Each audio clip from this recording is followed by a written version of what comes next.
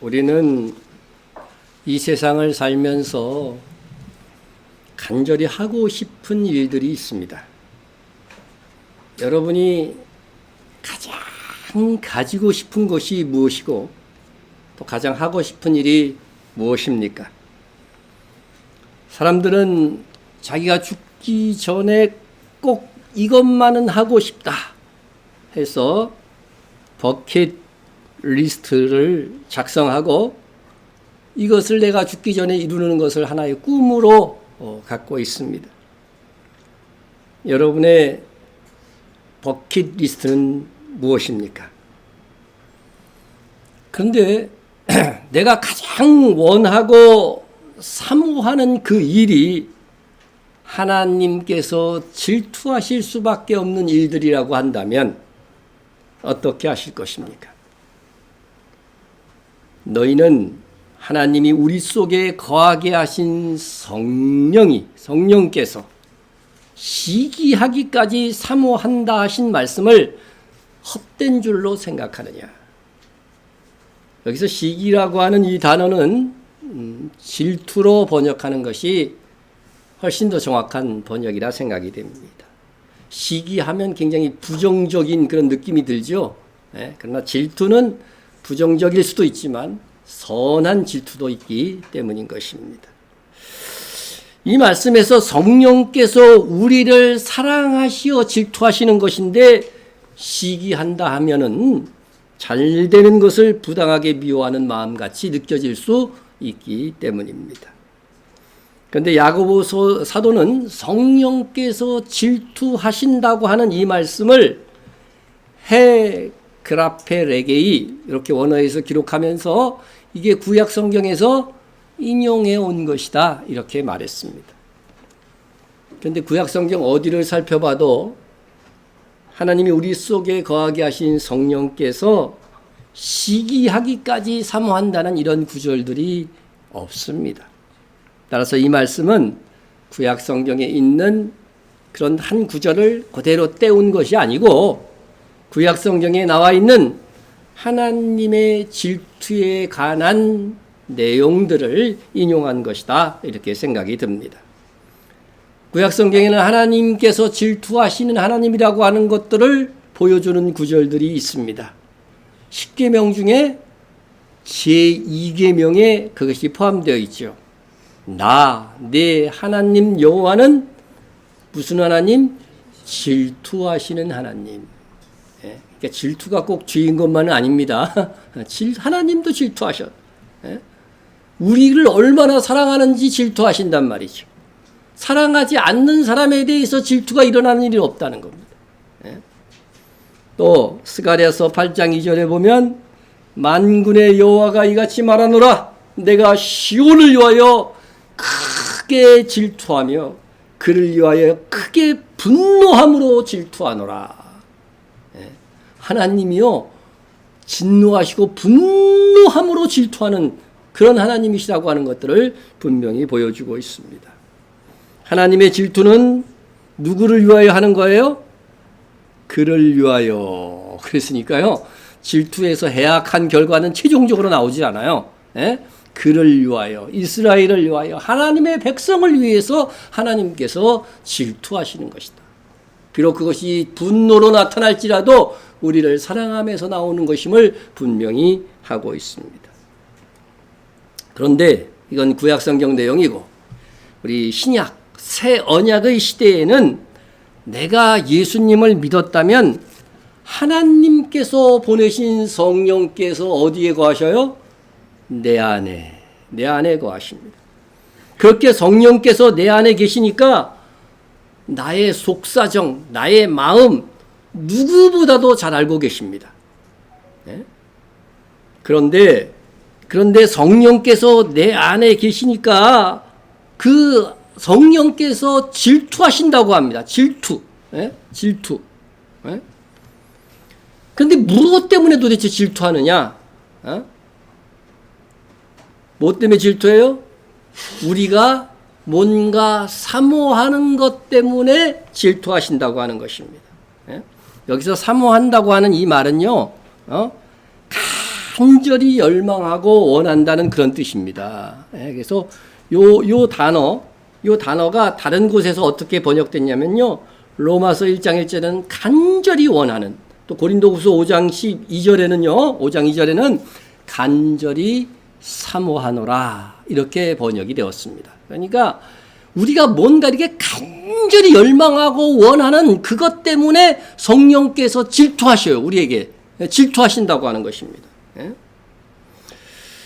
사람의 질투는 악한 것도 있습니다. 저 사람이 나보다 잘 되는 것을 질투할 수 있습니다. 그래서 그 사람을 이유 없이 미워하고 모함하기도 합니다. 그러나 하나님의 질투, 성령의 질투하심은 선하신 것입니다. 나를 아끼고 사랑함에서 나온 것입니다. 그러면 나를 사랑하는 하나님께서 우리가 무엇을 사모할 때 질투하는 것일까?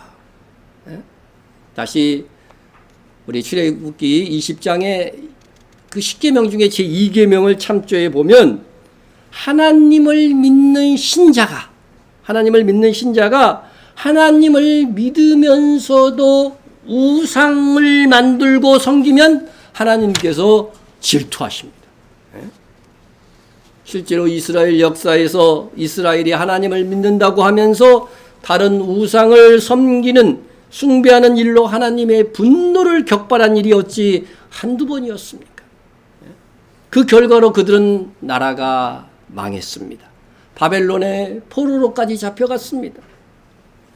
그런데 신약 시대에 들어서 그리스도인들에게는 감사하게도 이제는 우상을 만들거나 그 우상에 경배하는 일들은 거의 없어졌습니다. 거의 없어졌어요. 그러나 하나님은 뭘 보셔요? 중심, 그죠? 우리 마음을 보신단 말이죠. 그래서 마음이 우상 숭배할 수 있다는 거죠. 마음의 우상 숭배를 뭐라고 말씀하시냐면요. 그러므로 땅에 있는 지체를 죽이라. 곧 음란과 부정과 사욕과 악한 정욕과 탐심이니 탐심은 우상 숭배니라. 성령께서 우리 마음 안에 계시니까 우리가 이 음란과 정욕과 탐심에 휩싸여 있으면은 이거는 하나님보다 더 추구하게 된다는 거죠. 이런 것들을. 그렇게 되면은 이것을 우상 숭배로 여기신다는 것입니다. 이것이 바로 하나님이 우리 속에 거하게 하신 성령이 시기하기까지 사모한다는 말씀의 의미인 것이지요. 오늘 본문에서 하나님의 질투를 유발하는 것이 무엇인지 분명하게 밝히고 있습니다. 너희 중에 싸움이 어디로부터, 다툼이 어디로부터 나느냐? 너희 지체 중에서 싸우는 정욕으로부터 나오는 것이 아니냐. 본문 5절의 성령의 질투는 정욕을 주제로 다루다가 이어진 말씀입니다. 정욕이란 자기 만족, 즐거움을 위하여 그것을 소유하고자 하는, 그것을 누리고자 하는 강한 욕망을 가리킵니다. 대충 있으면 좋고 없으면 그만, 그 정도가 아닙니다. 여러분, 우리가 어떤 취미나 도박이나 게임이나 어떤 미디어나 핸드폰이나 드라마도 우상이 될 수가 있는 거죠. 우상이 될 수가 있어요. 집착에 가까운 열망, 그것이 바로 정욕인 것입니다. 이 욕구가 얼마나 강한지, 그것이 유익한 것인지 아닌지도 분별하지 못하고 무조건 어떤 성도는 하나님께 막 기도해. 이게 정욕적인 것인지도 알지 못하고 이게 분별이 안 되고 막 하나님께 구합니다. 이 세상적인 욕망에 대하여서 하나님께서 응답하실 리가 없죠. 그래서 구하여도 받지 못하면 정욕으로 쓰려고 잘못 구하기 때문이라. 여러분, 부모가 돼서 자식이 자꾸 원하는 걸 얘기를 해. 그래도 들어줄 수 없는 건 뭐야? 이것을 들어주면은 이 아이가 잘 되지 못할 것, 뻔히 아는 것, 그 아이가 정욕적으로 구하는 것들, 그런 것들은 들어줄 수가 없잖아요. 하나님도 마찬가지라고 하는 것입니다. 세상 정욕에 휩싸여서 분별력이 없어지고 무조건 달라고 외치는, 하나님의 말씀으로 분별하지 않고 무조건 달라는 것에 대해서는 하나님께서 들어주실 수가 없는 것입니다. 하나님께서는 전지전능 무엇이든지 하실 수 있지만 하실 수 없는 게 뭐예요? 당신이 하신 말씀에 벗어나는 것은 응답해 주실 수가 없는 것입니다. 자, 여러분 예수님께서 말씀하신 씨 뿌리는 비유 아시죠? 거기서 보면은 4가지 밭이 나옵니다. 씨가 어느 밭에 떨어지느냐에 따라서 열매가 맺히기도 하고 온전히 열매 맺히기도 하고 또 풍성이 맺히기도 합니다. 여기에서 이 씨 뿌리는 비유에서 오늘 본문에 있는 정욕이라는 그런 같은 단어가 이 씨 뿌리는 비유에 나와요. 네 밭 중에 가시떨기 밭에 나옵니다. 보시면 가시떨기에 떨어졌다는 것은 말씀을 들은 자이나 지내는 중, 살아가는 중에 이생의 염려와 재물과 향락의 기운이 막혀 온전히 결실하지 못하는 자요 했습니다. 가시떨기 밭에 이 씨앗, 말씀의 씨앗이 딱 떨어졌어요. 그럼 이 가시떨기 밭에 열매를 맺습니까? 안 맺습니까? 가시떨기 밭 같은 사람은 그냥 사람들이 아무 생각 안 하고 말씀을 안 보고 생각하면은요, 열매 못 맺습니다. 이렇게 대답할 수가 있어요. 그런데 보니까 분명히 열매를 맺어요, 안 맺어요? 맺어요. 여기 결실이라고 돼 있잖아요. 다만 온전히 결실하지 못하는 자요. 그렇게 되어져 있습니다. 그러니까 온전히 결실하지 못한다는 것은 신자이어서 구원은 받는데 더 좋은 부활, 상급 있는 풍성한 영생이 되지는 못한다고 하는 것입니다. 그런데 무엇 때문에 온전히 결실하지 못하게 됩니까? 3가지입니다. 3가지. 이생의 염려. 첫 번째는 이생의 염려.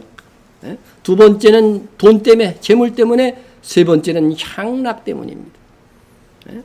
이 3가지 중에 본문, 우리 야고보서 본문의 정욕과 같은 단어는 어떤 것일까요? 바로 이 향락이 같은 단어입니다. 그러나 이생의 염려나 재물에 관한 것들도요, 다 향락과 같은 의미를 포함하고 있습니다. 염려가 있으면 하나님께서 성경 말씀에서 뭐라고 얘기해서 여러분이 염려거리가 생기면 어떻게 하라고 그랬어요? 감사함으로 하나님께 맡기라고 그랬어요.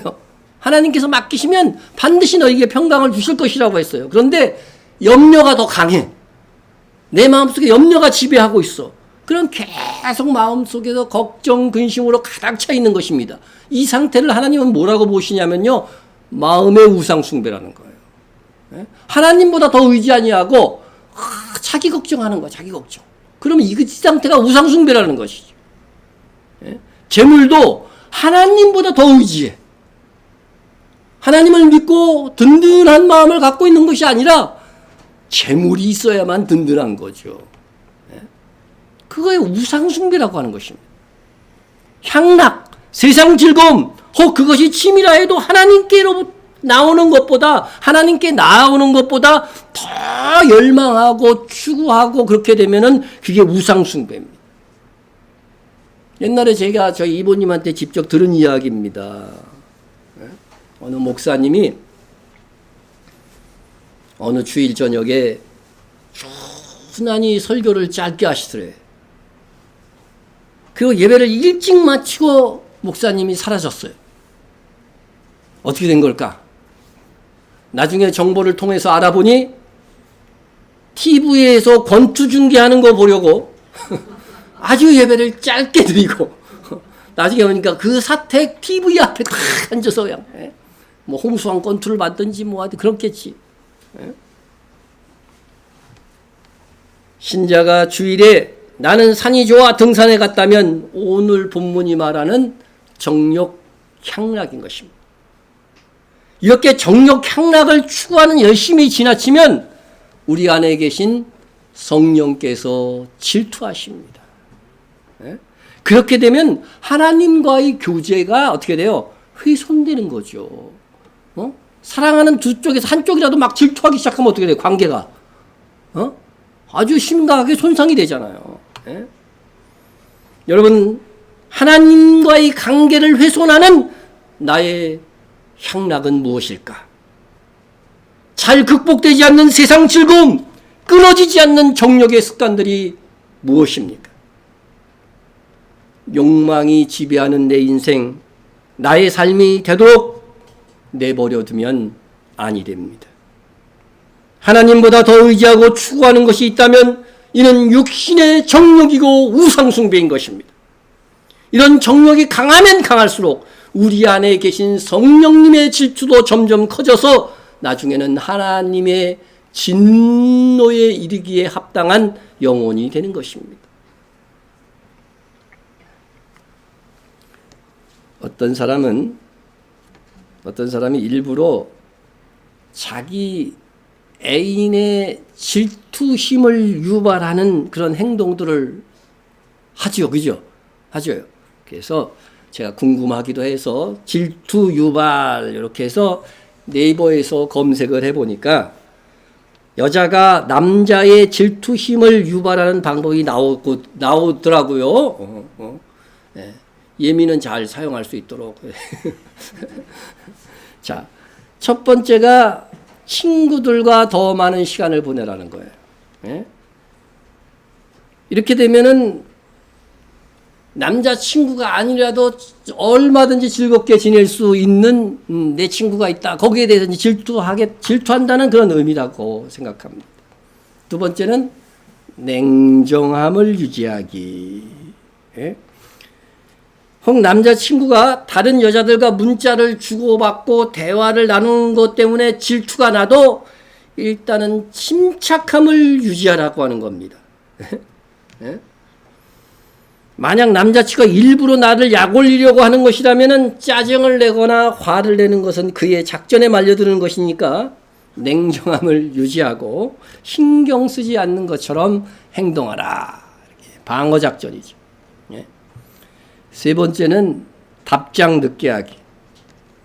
남자친구가 전화를 막 기다리는 중이었는데 진짜로 전화가 왔어. 그래도 한두 시간 시간을 끈 다음에 나중에 전화하라는 것입니다. 애타게 만들어라는 거죠. 예?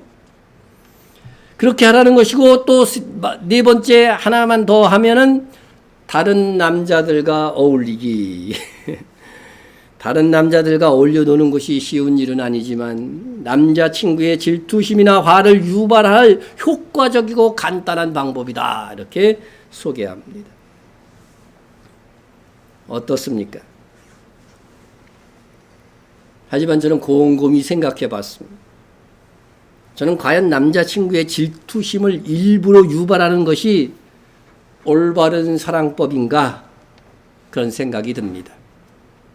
서로 사랑하고 순수하게 그 사랑을 표현하고 교제할 시간에 뭘 하는 것인지 모르겠습니다. 일부러 질투를 일으키는 방법은 어쩌면 상대의 감정을 가지고 노는 악한 유의다. 그렇게 생각이 듭니다. 남자친구의 질투심을 유발하기 위해서 다른 남자와 어울리는 여자가 있다고 한다면 그것을 과연 선하다 할 수 있을까?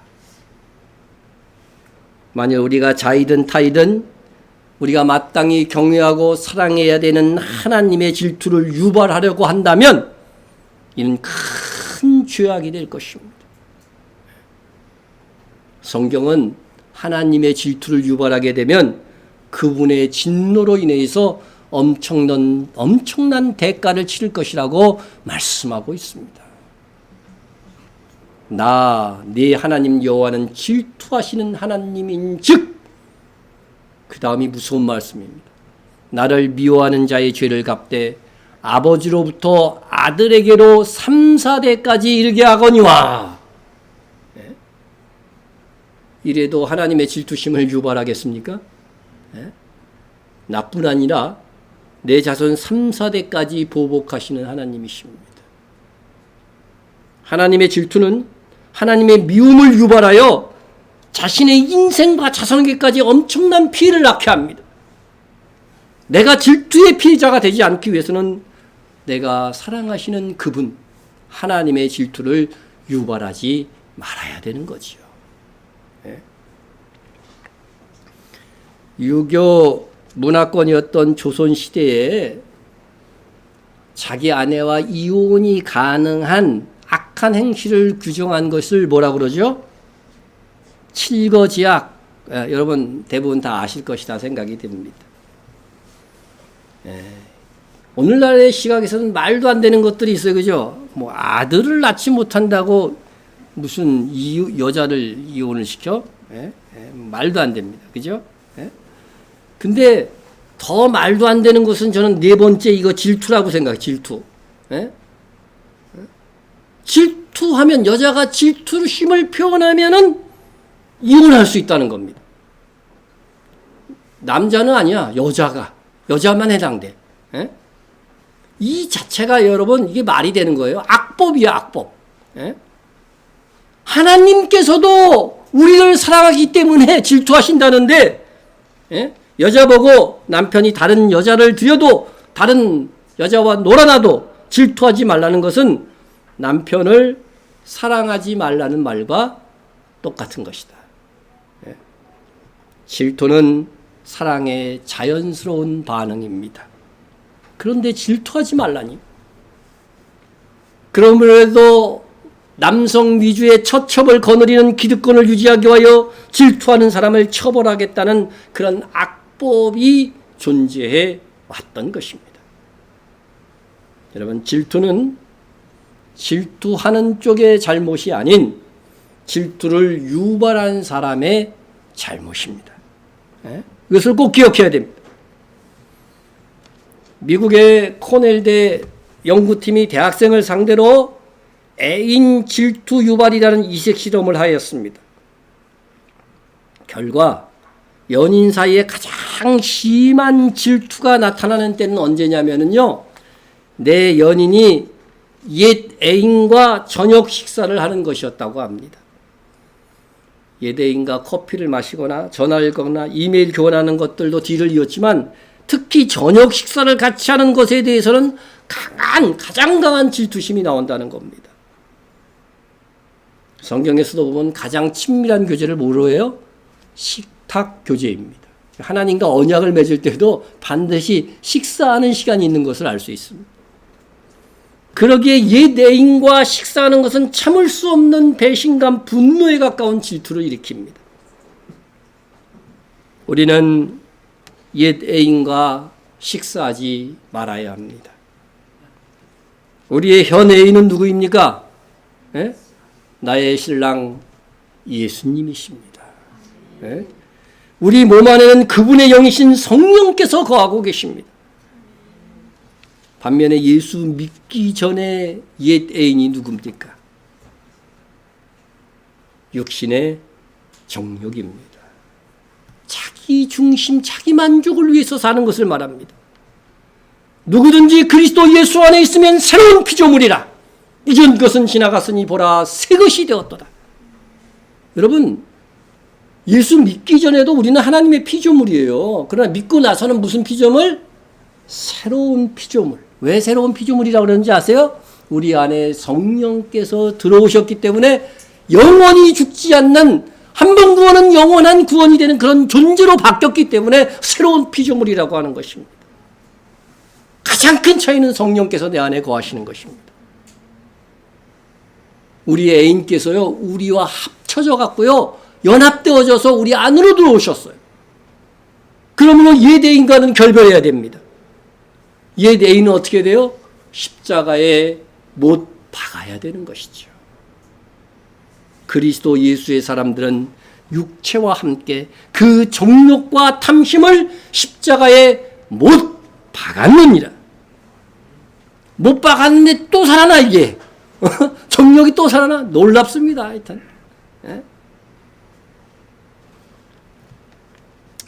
우리의 우상 옛 애인은 자기를 위해 추구하는 정욕, 음란, 소유욕, 탐심들입니다. 그런데 다시 탐심을 붓고 육신의 정욕대로 살면 옛 애인과 저녁 식사를 하는 것입니다.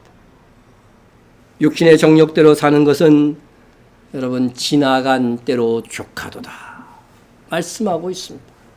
너희가 음란과 정욕과 술취함과 방탕과 향락과 무법한 우상 숭배를 하여 이방인의 뜻을 따라 행한 것은 지나간 때로 족하도다. 우리의 연인, 우리의 남편은 예수 그리스도이십니다.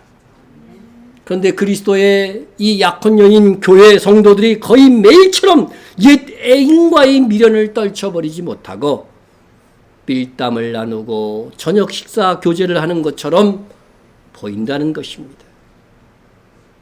이에 우리 안에 계셔서 우리 마음을 누구보다도 잘 아시는 성령님께서 질투하시는 거예요. 사랑의 질투는 질투하는 사람의 잘못이 아니라 질투를 유발하는 사람의 잘못입니다. 이것이 성경적인 시각입니다. 하나님은 우리를 사랑하시기에 질투하시고 우리는 하나님의 질투를 유발하는 죄를 짓곤 합니다. 그러면 우리가 질투하는 이 죄, 우리가 질투하는 죄가 아니라 질투하게 만드는, 성령을 질투하게 만드는 이 죄에서 벗어나려면 어떻게 해야 되느냐? 그것은 하나님의 은혜를 붙잡는 것입니다. 그러나 더욱 큰 은혜를 주시나니 우리 안에 거하시는 성령께서 시기하기까지 우리가 종력을 쫓는 그런 삶을 삽니다.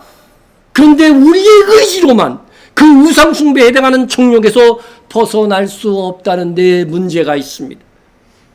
그래야 우리를 사랑하시고 아끼시는 하나님께서 우리에게 그 정욕을 이길 수 있는 더 큰 은혜를 주심으로 인하여서 이 죄악에서 벗어나게 하신다는 것입니다. 이것이 바로 새언약 시대에 우리 안에 계시는 성령님의 사역이신 것입니다. 우리가 비록 정욕을 쫓아 삶으로 성령께서 질투하시기까지 하시지만은 성령께서는 그 가운데서도 우리의 믿음을 지켜 믿음으로 의롭게 하여 의인들이 받는 최후 구원에 이르게 하실 것입니다. 그러나 더욱 큰 은혜는 그 차원을 뛰어넘는 것입니다. 더욱 큰 은혜란 무엇을 의미하는 것일까? 하나님께서 주시는 더욱 큰 은혜는 그것이 무엇이든지 분명한 것은 세상으로 향하는 나의 욕망의 크기보다 더 큰 하나님의 은혜인 것만은 틀림이 없습니다. 왜냐하면 더욱 큰 은혜는 우리가 성령께서 질투하게 만드는 그 정욕을 잠재우기 위하여서 우리에게 주시는 은혜이기 때문인 것입니다. 그런 의미에서 이 더욱 큰 은혜는 눈에 보이는 세상 것을 구하는 것 대신에 보이지 않는 하나님의 나라와 그의 의를 구하는 삶을 살게 되는 그런 은혜인 것입니다. 우리에게 이 은혜가 필요합니다.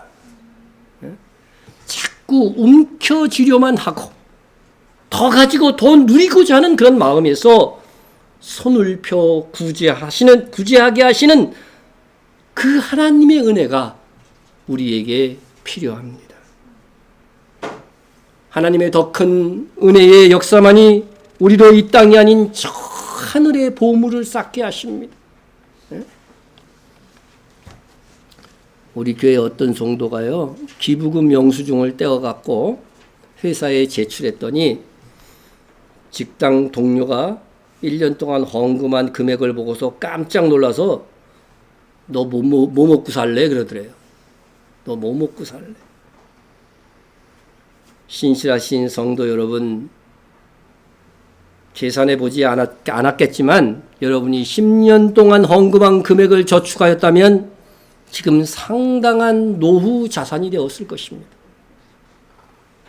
그런데 누구에게도 편하지 않는, 목사님이 헌금했다고 주보에도 안 실어주고 광고 홍보도 해주지 않는 헌금을 교회와 선교를 위해 아낌없이 드리고 있다면 이런 마음, 이런 헌신은 은혜 없이는 불가능한 것입니다.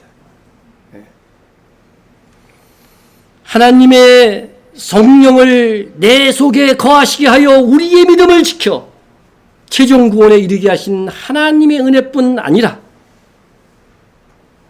더 큰 은혜를 주사 나로 하여금 세상을 추구하는 육신의 정욕을 이기게 하시는 분, 성령님이십니다. 우리는 하나님의 더욱 큰 은혜의 도움 없이는 하나님의 그 큰 요구에 응답할 수가 없습니다. 우리도 그렇잖아요. 어린 자녀에게 효도를 받고 싶어요. 내 생일날 어린 자녀가 선물을 해주는 것을 원합니다. 그러면 어떻게 돼요? 그것을 할 수 있는 돈을 미리 그 전에 그죠? 베풀어 주잖아요. 네? 용돈을 먼저 주잖아요. 그와 똑같은 것입니다. 하나님께서 더욱 큰 은혜를 우리에게 주사 우리로 세상을 이기고 말씀대로 살 수 있는 기회를 제공하여 주십니다. 여러분, 어려움을 이기게 하고 환난을 견디게 하는 것이 하나님의 은혜입니다. 은혜 아니면 불가능합니다. 순교는 아무나 할 수 있는 것이 아닙니다. 순교자의 삶을 사는 것은 아무나 할 수 있는 것이 아닙니다. 하나님의 은혜의 결과로서 그렇게 살 수 있는 것입니다. 하나님의 부어주시는 더욱 큰 은혜가 아니면 하나님을 기쁘시게 하는 삶을 살거나 하나님께서 바라는 신앙의 수준을 유지하기가 불가능합니다. 우리의 의지도 필요하다는 거예요. 그렇지만 그 우리의 의지만으로는 절대로 되지 않는다는 것이죠. 네? 여러분, 하나님께서 우리에게 요구하는 신앙의 수준이 어느 정도까지입니까? 예수께서 이르시되 내 마음을 다하고 모두 다이래. 근데 목숨을 다하고 뜻을 다하여 주 너희 하나님을 사랑하라 하셨으니 이것이 크고 첫째 되는 계명이에요. 여러분은 온맘 다해, 둘째 셋째는 뒤로 하고 내 마음을 다하고, 이것은 전심으로잖아요. 그죠? 전심으로 하나님을 사랑하는 일부터가 참으로 어려운 일입니다. 하나님의 은혜가 부어지는 첫 번째 장소는 그래서 우리의 마음입니다. 내 마음입니다. 정말 내 마음 속에서 저리는 세상 욕망들이 막 그렇게 들끓었고 그것을 쟁취하기 위한 그런 열정으로 가득 찼는데 어느 순간 하나님의 나라에서의 그 영광을 바라보면서 보이지 않는 그 나라를 소망하면서 그것을 추구하면서 살고 있다고 한다면 이미 그 사람은 더욱 큰 은혜에 받은 아름다운 성도인 것입니다. 성령께서 내 안에 세상 정욕을 이길 힘을 주셔야 됩니다. 성령께서 내 마음속에 세상 것과는 비교될 수 없는 하늘의 영광의 가치를 알고 느끼게 하시는 은혜가 있어야 합니다. 성령께서 구원이 취소될 정도의 최악의 상황에 빠지지 않게 하시는 그 은혜와 더불어 더 빛나고 아름다운 삶을 살 수 있도록 하시는 더욱 큰 은혜를 주셔야만 합니다. 그래야만 가능합니다. 내 의지, 내 힘으로 육신의 정욕, 세상 정욕을 이길 수 없습니다. 그러므로 여러분, 세상 정욕을 이기겠다 결심하였다고 한다면 반드시 뭐가 있어야 돼요? 강구함이 있어야 되는 거죠. 더욱 큰 은혜를 구해야 된다고 하는 것입니다. 하나님의 더욱 큰 은혜는 다양하게 각 사람에게 다양한 형태로 부어질 것입니다. 어떤 분에게는 성령께서 강하고 담대한 마음을 주시며 그래서 어떤 상황에도 흔들리지 않는 견고함을 주십니다. 어떤 분에게는 물질을 부어주심으로 인해서 사명을 감당하게 하실 수 있습니다. 또 어떤 분에게는 은사와 능력을 더하심으로, 또 어떤 분에게는 좋은 사람들을 붙여주셔서 하나님의 더욱 큰 은혜가 임할 수가 있습니다. 하나님의 은혜는 셀 수 없이 많고 하나님의 은혜에는 한계가 없습니다. 그래서인지 본문에는 하나님의 은혜가 너무 다양하여 많기 때문에 하나님의 은혜가 구체적으로 무엇인지 나열하고 있지는 않습니다. 하지만 누가 이 더욱 큰 하나님의 은혜를 받을 수 있는 자격이 되는지에 대해서는 말씀하고 있습니다. 잘 들으세요. 누가 이 은혜를 받을 수 있느냐? 더욱 큰 은혜를 받고 싶지 않습니까? 네? 이 세상 것에 머물러 있지 않고 영원히 살 미래를 빛나게 하는 내 인생을 만들고 싶지 않습니까? 그렇다면 더욱 큰 은혜가 있어야 되는데 누구에게 주시느냐? 그러나 더욱 큰 은혜를 주시나니 그러므로 일러스되 하나님이 교만한 자를 물리치시고 겸손한 자에게 은혜를 주신다 하였느니라. 하나님께서 누구에게 더욱 큰 은혜를 약속하고 있습니까? 하나님은 교만한 자를 물리치시고 겸손한 자들만 골라서 더욱 큰 은혜를 주시는 분이십니다.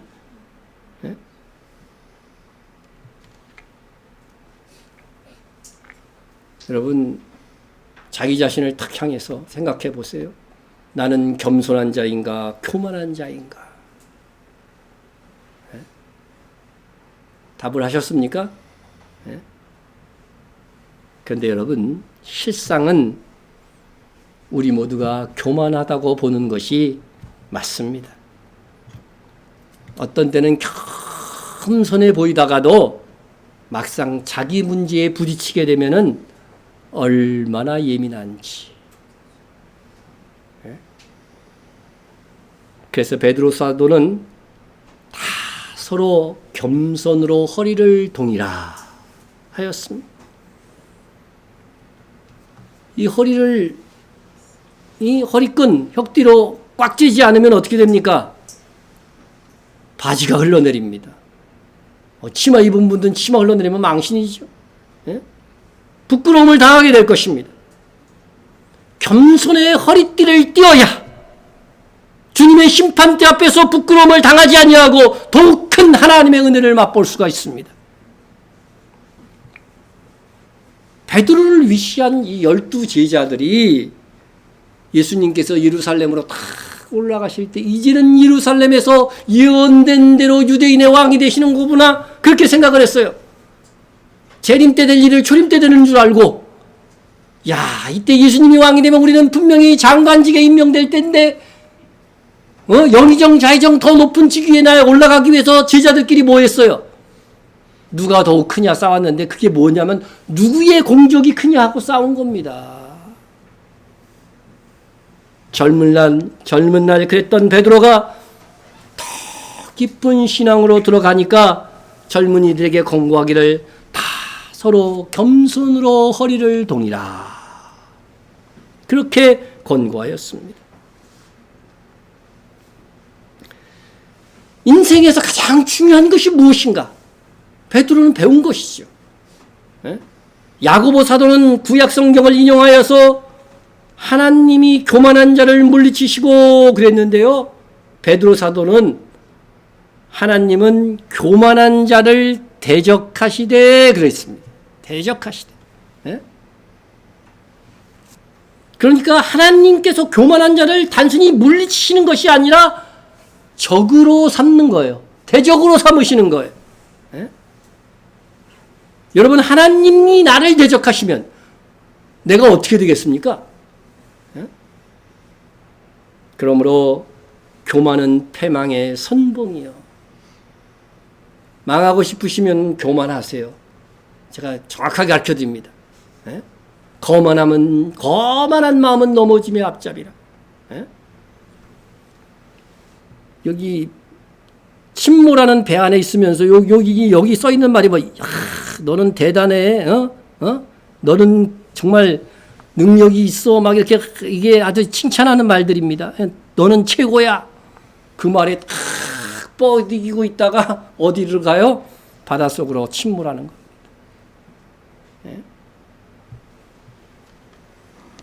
자기 스스로 잘 될 수 있다고 여기는 사람, 하나님의 도움 없이도 상당 기간 버틸 수 있다고 생각하는 사람은 교만한 사람입니다. 그리하여 이어 베드로 사도는 이렇게 교훈합니다. 하나님의 능하신 손 아래서 겸손하라. 때가 되면 너희를 높이시리라. 여러분, 우리는 하나님께서 높이실 때까지 어떻게 돼요? 겸손해야 됩니다. 하나님께서 높이시면 누구도 막을 수 없습니다.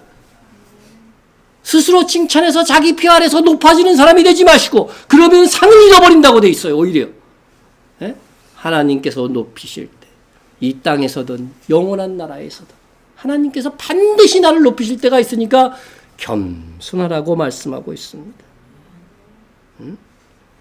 스스로 높아지려고 하는 것은 능하신 하나님을 대적 삼는 그런 행위입니다. 반면 겸손한 자는 전지전능하신 하나님의 은혜를 불러드리는 사람입니다. 복을 만드세요. 복 받으세요가 아니라 복을 만들어 가야 돼요. 겸손한 사람이 되어서. 하나님의 은혜로운 선물은 겸손한 자에게만 약속되어져 있습니다. 이것은 성경에서 말씀하는 불변의 진리입니다. 하나님의 은혜로운 도움 없이 우리를 향한 하나님께서 주신 사명과 하나님께서 우리에게 요구하시는 거룩에 부응할 수가 없습니다. 더욱 큰 은혜 없이 하나님이 기뻐하시는 삶을 살고 하나님이 바라시는 신앙 수준을 유지하는 것은 불가능한 것입니다. 여러분, 하나님은 우리 모든 상황에 더욱 큰 은혜를 베푸시려고 하십니다.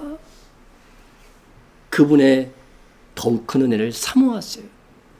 은혜라고 하는 것은 내가 노력해서 얻는 건 아니죠. 그죠? 하나님께서 부어주셔야 되니까 사모하는 것밖에 없습니다. 간절히 겸손함으로 하나님 이 은혜를 내게 주셔서 세상 정욕을 이길 수 있는 인생 되게 하여 주시옵소서.